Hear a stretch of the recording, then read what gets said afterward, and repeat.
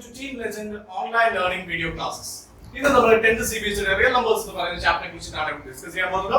അപ്പോൾ നിങ്ങൾ ഈ ചാപ്റ്ററിലേക്ക് കടക്കുന്നതിന് മുമ്പ് നമുക്ക് നമ്പേഴ്സിനെ കുറിച്ചിട്ടും റിയൽ നമ്പേഴ്സ് എന്ന് പറയുന്ന കൺസെപ്റ്റിനെ കുറിച്ചിട്ടും ഒന്ന് റിവൈസ് ചെയ്ത് നോക്കാം. First one, natural numbers. അപ്പോൾ ഈ എഴുതിയിരിക്കുന്ന നമ്പേഴ്സ് എല്ലാം നിങ്ങൾ ലോവർ ക്ലാസ് മുതൽ പഠിച്ചിരിക്കുന്ന നമ്പേഴ്സ് ആണ്. ഫസ്റ്റ് വൺ, നാച്ചുറൽ നമ്പേഴ്സ് എന്താണെന്ന് ചോദിച്ചാൽ നിങ്ങൾ കൗണ്ടിങ്ങിന് വേണ്ടിയിട്ട് ആദ്യം പഠിച്ച നമ്പേഴ്സ് നാച്ചുറൽ നമ്പേഴ്സ് ആണ്. അതായത് 1, 2, 3 എന്ന് പറഞ്ഞു പോകുന്ന നമ്പേഴ്സ്, ഈ ഗ്രൂപ്പ് ഓഫ് നമ്പേഴ്സിനെ വിളിക്കുന്ന പേര് നാച്ചുറൽ നമ്പേഴ്സ്. അതിനുശേഷം 0, ഈ 0യും കൂടി നാച്ചുറൽ നമ്പേഴ്സിന്റെ കൂടെ കമ്പൈൻ ചെയ്തപ്പോൾ ആ ഗ്രൂപ്പ് ഓഫ് നമ്പേഴ്സിനെ നമ്മൾ വിളിച്ച പേരാണ് ഹോൾ നമ്പേഴ്സ് എന്ന് വിളിച്ചു. അതിനുശേഷമാണ് ഇന്റിജേഴ്സിലേക്ക് വന്നത്. ഇന്റിജേഴ്സ് എന്ന് പറയുമ്പോൾ ഹോൾ നമ്പേഴ്സിന്റെ കൂടെ നാച്ചുറൽ നമ്പേഴ്സിന്റെ നെഗറ്റീവ്സും കൂടി കമ്പൈൻ ചെയ്തിട്ട് നമ്മൾ ഫോം ചെയ്യുന്ന ഗ്രൂപ്പ് ഓഫ് നമ്പേഴ്സ് ആണ് integers. Next one is rational numbers. Rational നമ്പേഴ്സിന്റെ definition നിങ്ങൾക്ക് എല്ലാവർക്കും അറിയാം. The numbers which can be written in the form p by q where q not equal to 0.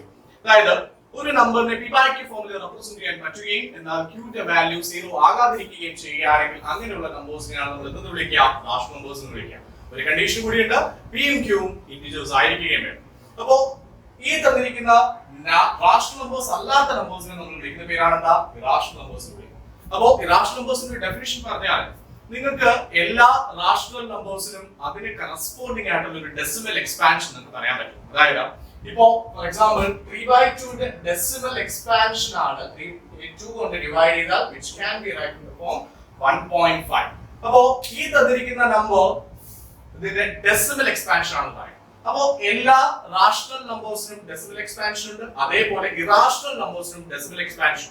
അപ്പോൾ ഒരു ഇറാഷണൽ നമ്പറിന്റെ ഡെസിമൽ എക്സ്പാൻഷൻ നിങ്ങൾ പറയുന്ന സമയത്ത് ആ തന്നിരിക്കുന്ന എക്സ്പ്രഷനകത്ത് ആ ഡെസിമൽ എക്സ്പാൻഷൻ നോൺ ടെർമിനേറ്റിംഗും നോൺ റെക്കറിംഗും ആണെങ്കിൽ അങ്ങനെയുള്ള ടൈപ്പ് ഓഫ് നമ്പേഴ്സിനെ നമ്മൾ വിളിക്കുന്ന പേരാണ് ഇറാഷണൽ നമ്പേഴ്സ്. അപ്പോൾ ഇതുവരെ പഠിച്ചിട്ടുള്ള ഇത്രയും നമ്പേഴ്സും കൂടിയുള്ള കോമ്പിനേഷനെ നമ്മൾ വിളിക്കുന്ന പേരാണ് റിയൽ നമ്പേഴ്സ്. അപ്പോൾ റിയൽ നമ്പേഴ്സ് എന്ന് പറയുമ്പോൾ നമുക്ക് ഏകദേശം അറിയാം, നിങ്ങൾ ചെറിയ ക്ലാസ് മുതൽ പഠിച്ച് 9th വരെ പഠിച്ചിട്ടുള്ള റാഷണൽ ഇറാഷണൽ നമ്പേഴ്സ് വരെയുള്ള എല്ലാ നമ്പേഴ്സിന്റെയും കോമ്പിനേഷനെ വിളിക്കുന്ന പേരാണ് റിയൽ നമ്പേഴ്സ്. അപ്പോൾ അടുത്തതായിട്ട് നമുക്ക് ഈ ചാപ്റ്ററിനകത്ത് പഠിക്കേണ്ട ടോപ്പിക്സ് ഏതൊക്കെയാണെന്ന് നോക്കാം. First one is Euclid's division lemma, Euclid's division algorithm, fundamental theorem of arithmetic, proofs of irrationality of root 2, root 3, root 5, etc. And the last one is revisiting rational and the irrational numbers. അപ്പോൾ ഏകദേശം നിങ്ങൾ 9th ൽ പഠിച്ച ആ chapter continuation തന്നെയാണ് വരിക. നിങ്ങൾക്ക് ഏകദേശം ഇതൊക്കെ മുമ്പ് തന്നെ നമുക്ക് മനസ്സിലാവും. അപ്പോൾ ഇനി നമുക്ക് ടോപ്പിക്സിനകത്തേക്ക് പോകാം. ഫസ്റ്റ് ടോപ്പിക് നമ്മൾ പഠിക്കാൻ പോകുന്നത് യൂക്ലിഡ്സ് ഡിവിഷൻ ലെമ്മ എന്താണ്. അപ്പോൾ നമ്മൾ യൂക്ലിഡ്സ് ഡിവിഷൻ ലെമ്മ എന്താണെന്നാണ് പറയാൻ പോകുന്നത്. അപ്പോൾ യൂക്ലിഡ്സ് ഡിവിഷൻ ലെമ്മയുടെ ഡെഫിനിഷൻ ഒക്കെ കൊടുത്തിട്ടുണ്ട്. Given integers a and b, there exist unique integers q and r such that a is equal to bq plus r, where 0 less than or equal to r less than b. അതായത് നിങ്ങൾക്കിപ്പോ ഈ തന്നിരിക്കുന്ന ഡെഫിനിഷനകത്തൊന്നും നമുക്ക് കാര്യങ്ങളൊന്നും മനസ്സിലായി കാണില്ല, പക്ഷെ വളരെ simple concept ആണ്. നിങ്ങൾ ലോവർ ക്ലാസ്സിൽ പഠിച്ചിട്ടുള്ള കാര്യം തന്നെയാണ്, 5th 6th ഗ്രേഡ്സിലൊക്കെ നിങ്ങൾ പഠിച്ചിട്ടുള്ള കാര്യം തന്നെയാണ്. അതായത് സിമ്പിൾ ഒരു എക്സാമ്പിൾ ആയിട്ട് നിങ്ങൾക്ക് കാണിച്ചു തരാം. ഫോർ എക്സാമ്പിൾ 20 എന്ന് പറയുന്ന നമ്പറിനെ നിങ്ങൾ 3 കൊണ്ട് ഡിവൈഡ് ചെയ്യുന്നു വിചാരിക്കുക. അപ്പോൾ എത്ര വട്ടം ഡിവിസിബിൾ ആണ്? 6 ടൈംസ്. അപ്പോൾ 6 3s are 18 and the remainder is 2. അപ്പോൾ ഇതേ ഡിവിഷൻ തന്നെ ഞാൻ മറ്റൊരു ഫോമിലോട്ട് കൺവേർട്ട് ചെയ്ത് കാണിച്ചു തരാം, നിങ്ങൾക്ക് അറിയാവുന്നതാണ്. അപ്പോൾ 20 is equal to 3 into 6 plus 2. Clear? അപ്പോൾ ഈ കേസിൽ നിങ്ങൾ നോക്കിക്കഴിഞ്ഞാൽ ഇവിടെ 20 എന്ന് പറയുന്നത് ഡിവിഡന്റ് ആണ്, 3 എന്ന് പറയുന്നത് ഡിവൈസർ ആണ്, 6 കോഷ്യന്റ് ആണ് and the 2 is remainder. അപ്പോൾ 20 dividend, 3 is divisor, 6 is quotient and the 2 is remainder. അപ്പോൾ ആ തന്നിരിക്കുന്നതിനെ ഞാൻ ഈ ഫോമിലോട്ട് കൺവേർട്ട് ചെയ്ത് എങ്ങനെയാണെന്ന് ചോദിച്ചാൽ പണ്ട് നമ്മൾ പഠിച്ചിരിക്കുന്ന ഒരു റിലേഷൻ വെച്ചിട്ടാണ്. Dividend is equal to divisor into quotient plus remainder. ഓർമ്മയുണ്ടോ? അപ്പോൾ ഇവിടെ 20 is the dividend, 3 is the divisor, 6 is the quotient and the 2 is remainder. So this is dividend, this is divisor and the 6 is quotient and the 2 is reminder. Okay, അപ്പോ ഇത്രയും terms ആണ് ഇവിടെ വരിക. അപ്പൊ ഈ ടേംസിൽ നിന്ന് നമുക്ക് ഈ നമ്പേഴ്സിന് പകരം ഞാൻ വേരിയബിൾസ് വെച്ചിട്ട് ഇതിനെ റീപ്ലേസ് ചെയ്തു എന്ന് വിചാരിക്കാം. അതായത് ഞാനിപ്പോ എ എന്ന് പറയുന്ന ഒരു നമ്പർ, അതായത് ഇവിടുത്തെ ഡിവിഡൻഡ് എ എന്ന് പറയുന്ന നമ്പർ, ആ എ എന്ന് പറയുന്ന നമ്പറിനെ നിങ്ങൾ എന്തുകൊണ്ട് ഡിവൈഡ് ചെയ്യുന്നു? ബി എന്ന് പറയുന്ന നമ്പർ കൊണ്ട് ഡിവൈഡ് ചെയ്യുന്നു. അപ്പൊ A is the dividend, B is the divisor. അപ്പൊ എ ബി കൊണ്ട് ഡിവൈഡ് ചെയ്യുമ്പോൾ എനിക്ക് കിട്ടുന്ന കോഷ്യന്റിനെ ഞാൻ റെപ്രസെന്റ് ചെയ്യുന്നത് എന്നും and the remainder is r. അങ്ങനെ ഞാൻ ഈ നാല് ടേംസിനെയും നാല് വേരിയബിൾസ് കൊണ്ട് ഞാൻ റെപ്രസെന്റ് ചെയ്യുകയാണെങ്കിൽ ഈ ഫോമിലോട്ട് എനിക്ക് ഇതിനെ മാറ്റി എഴുതിയാൽ, അതായത് dividend is equal to divisor into quotient plus remainder എന്ന് പറയുന്ന ഫോമിലേക്ക് മാറ്റി എഴുതിയാൽ അതിനെ നമുക്ക് ഇങ്ങനെ മാറ്റാം. a is equal to പറഞ്ഞു bq plus r. Clear? a is equal to bq plus r. അപ്പോൾ ഈ തന്നിരിക്കുന്ന ടേമിലേക്ക് അതിനെ മാറ്റി എഴുതാം. ഓക്കെ, അപ്പോ ഇതേ റിലേഷൻ തന്നെയാണ് a is equal to bq plus r. അപ്പോ പണ്ട് നമ്മൾ പഠിച്ച സെയിം കൺസെപ്റ്റ്, അതേ കാര്യം തന്നെ മറ്റൊരു നെയിം ഉപയോഗിച്ച് നമുക്ക് മുമ്പിൽ കൊണ്ടുവന്നെത്തിച്ചിരിക്കുന്നതേ ഉള്ളൂ. അപ്പൊ യൂക്ലിഡ്സ് ഡിവിഷൻ ലെവ എന്ന് പറഞ്ഞാൽ സിമ്പിൾ ആയിട്ട് നമുക്ക് പറയാം, ഒരു നമ്പറിനെ മറ്റൊരു നമ്പർ കൊണ്ട് ഡിവൈഡ് ചെയ്യുന്ന സമയത്ത് അവിടെ വരുന്ന ടേംസ് ആണ്, ആ ടേംസിനെ അറേഞ്ച് ചെയ്തിരിക്കുന്ന ഒരു റിലേഷൻ ആണ് യൂക്ലിഡ്സ് ഡിവിഷൻ ലെവ എന്ന് പറയുന്നത്.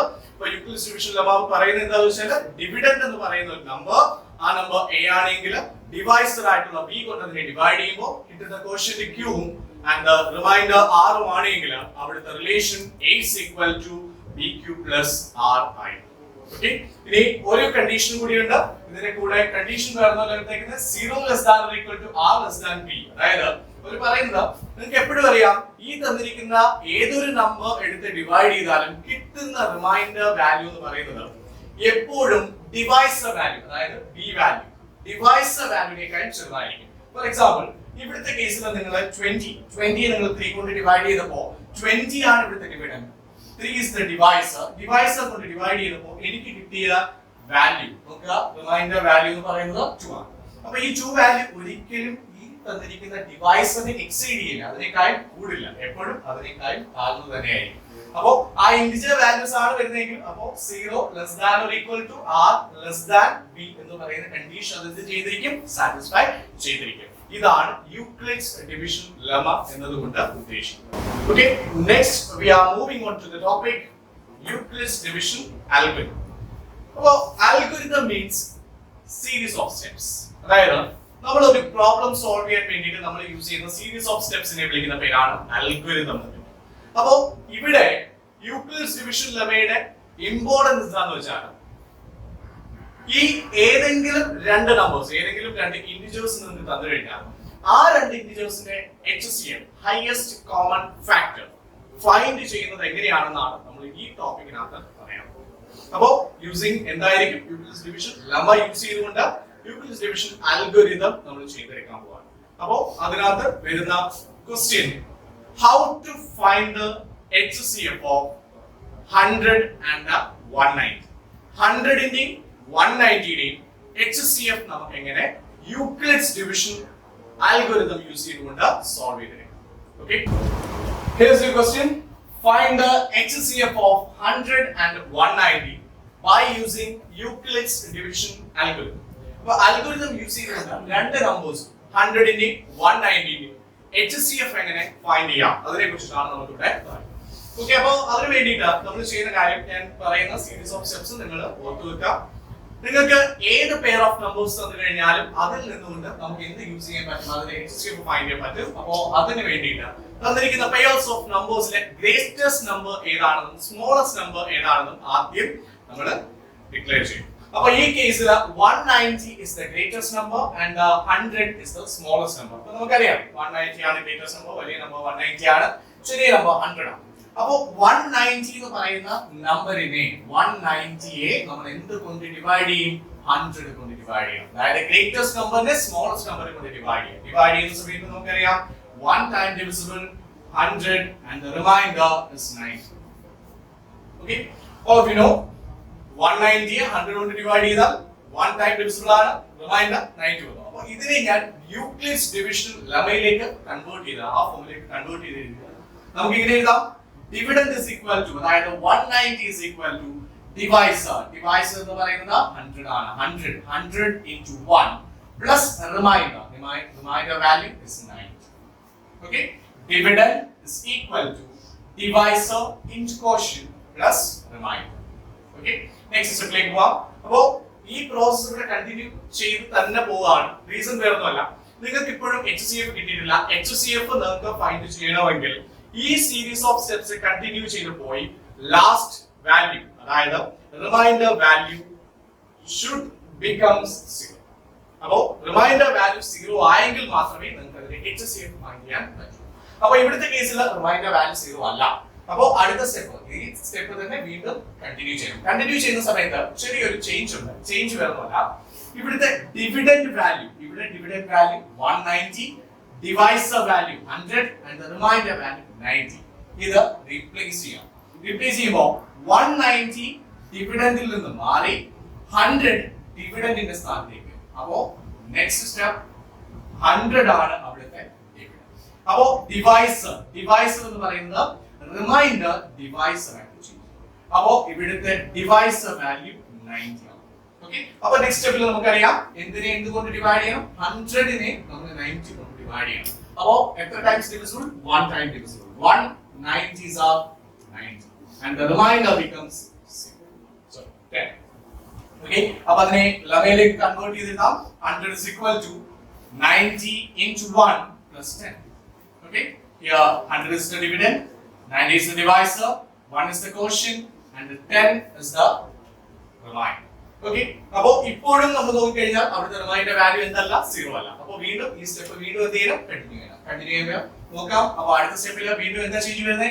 ഡിവൈസർ, അതിന് തൊട്ട് മുമ്പിലെ ഡിവൈസർ വാല്യൂ ഡിവിഡൻഡ് ആയിട്ട് ചേഞ്ച് ചെയ്യും, റീപ്ലേസ് ചെയ്യും. അപ്പോൾ 90 is equal to 90 എന്തുകൊണ്ട് ഡിവൈഡ് ചെയ്യണം? റിമൈൻഡർ വാല്യൂ ഡിവൈസർ ആയിട്ട് റീപ്ലേസ് ചെയ്യും. ഓക്കേ, അപ്പോൾ ഇനി അടുത്ത സ്റ്റെപ്പിൽ നമ്മൾ എന്താ ചെയ്യേണ്ടത്? 90 എന്തുകൊണ്ട് ഡിവൈഡ് ചെയ്യണം? 10 കൊണ്ട് ഡിവൈഡ് ചെയ്യണം. 10 കൊണ്ട് ഡിവൈഡ് ചെയ്യുമ്പോൾ 9 times divisible 90 and the remainder becomes 0. അപ്പോൾ നമുക്കറിയാം നമുക്ക് അവിടെ 0 കിട്ടി. ലാസ്റ്റ് സ്റ്റെപ്പ് ആണ്. ലാസ്റ്റ് സ്റ്റെപ്പിൽ 90 is equal to 10 into 9 plus 0. അതായത് dividend 90 is equal to 10 divisor 9 quotient and the remainder becomes 0. Okay, but dividend is equal to divisor into quotient plus remainder. Okay, അപ്പോൾ last step കിട്ടി. അപ്പോൾ last സ്റ്റെപ്പിൽ എന്താണ് answer നമുക്ക് നോക്കാം. Last സ്റ്റെപ്പിലെ divisor value എന്താണോ ആ ഡിവൈസർ വാല്യൂ ആണ് തന്നിരിക്കുന്ന പെയർസ് ഓഫ് നമ്പേഴ്സിന്റെ HCF വാല്യൂ. അപ്പോൾ നമുക്ക് കൺക്ലൂഡ് ചെയ്യാം. From this HCF of 190 and 0 is equal to 10. Okay, അപ്പോൾ അൽഗോരിതം യൂസ് ചെയ്തുകൊണ്ട് എങ്ങനെയാണ് ഒരു നമ്പേഴ്സിന്റെ ഒരു പെയർസ് ഓഫ് നമ്പേഴ്സിന്റെ HCF ഫൈൻഡ് ചെയ്യുന്നതാണ് നമുക്ക് പറഞ്ഞത്. നമുക്ക് ഒന്നുകൂടി ഒന്ന് റിവൈസ് ചെയ്യാം. എന്താ ചെയ്ത് തന്നിരിക്കുന്ന പെയർസ് ഓഫ് നമ്പേഴ്സ് എടുത്തു, അതിലെ ഗ്രേറ്റസ്റ്റ് നമ്പർ സ്മോളസ്റ്റ് നമ്പർ നമ്മൾ ഡിക്ലെയർ ചെയ്തു, അതിലെ ഗ്രേറ്റസ്റ്റ് നമ്പറിനെ സ്മോളസ്റ്റ് നമ്പർ കൊണ്ട് ഡിവൈഡ് ചെയ്തു, അതിനെ ലെമയിലേക്ക് മാറ്റി എഴുതി, വീണ്ടും റിമൈൻഡർ 0 ആണോ നോക്കി, റിമൈൻഡർ 0 അല്ല എങ്കിൽ ഈ സീരീസ് ഓഫ് സ്റ്റെപ്സ് വീണ്ടും കണ്ടിന്യൂ ചെയ്യും. അങ്ങനെ കണ്ടിന്യൂ ചെയ്ത് നമുക്ക് അതിന്റെ ലാസ്റ്റ് വാല്യൂ റിമൈൻഡർ 0 വരുന്നത് വരെ ഈ സ്റ്റെപ്സ് വീണ്ടും കണ്ടിന്യൂ ചെയ്യാം. കണ്ടിന്യൂ ചെയ്ത് ലാസ്റ്റ് സ്റ്റെപ്പിൽ റിമൈൻഡർ 0 വരുന്ന സ്റ്റെപ്പിൽ HCF വാല്യൂ ഏതാണെന്ന് ചോദിച്ചാൽ ലാസ്റ്റ് സ്റ്റെപ്പിലെ ഡിവൈസർ വാല്യൂ ആണ് തന്നിരിക്കുന്ന പെയർസ് ഓഫ് നമ്പേഴ്സിന്റെ HCF. അപ്പോൾ from this HCF of 190 and 100 this becomes അപ്പോൾ യൂക്ലിഡ്സ് ഡിവിഷൻ അൽഗോരിതം യൂസ് ചെയ്തുകൊണ്ട് HCF എങ്ങനെയാണ് ഫൈൻഡ് ചെയ്യുന്നത് ഈ സെക്ഷനകത്ത് പഠിച്ചു കഴിഞ്ഞു. നിങ്ങളുടെ ടെക്സ്റ്റിനകത്ത് ഇതുമായിട്ട് റിലേറ്റ് ചെയ്യുന്ന ക്വസ്റ്റ്യൻസ് ഉണ്ട്. ആ ക്വസ്റ്റ്യൻസ് നിങ്ങൾ ഒന്ന് വർക്ക്ഔട്ട് ചെയ്ത് നോക്കാം. ഈ അൽഗോരിതം യൂസ് ചെയ്തുകൊണ്ട് തന്നെ ആ രണ്ട് നമ്പേഴ്സിന്റെയും HCF ഫൈൻഡ് ചെയ്ത് നോക്കാം. ഓക്കേ, അപ്പോൾ നമ്മൾ ഇന്ന് പഠിച്ച ടോപ്പിക്സ് എല്ലാം ഒന്നുകൂടി റിവൈസ് ചെയ്യാം. ഫസ്റ്റ് വൺ നമ്മൾ പഠിച്ചത് എന്താണ് റിയൽ നമ്പേഴ്സ് എന്ന് പഠിച്ചു. റിയൽ നമ്പേഴ്സിനകത്ത് വരുന്ന നമ്പേഴ്സ് ഏതൊക്കെയാണെന്ന് പഠിച്ചു. അതിനുശേഷമാണ് നമ്മൾ യൂക്ലിഡ്സ് ഡിവിഷൻ ലെമ എന്താണെന്ന് പഠിച്ചു. യൂക്ലിഡ്സ് ഡിവിഷൻ ലെമയുടെ ബേസിക് ഫോം എന്താണെന്ന് പഠിച്ചു.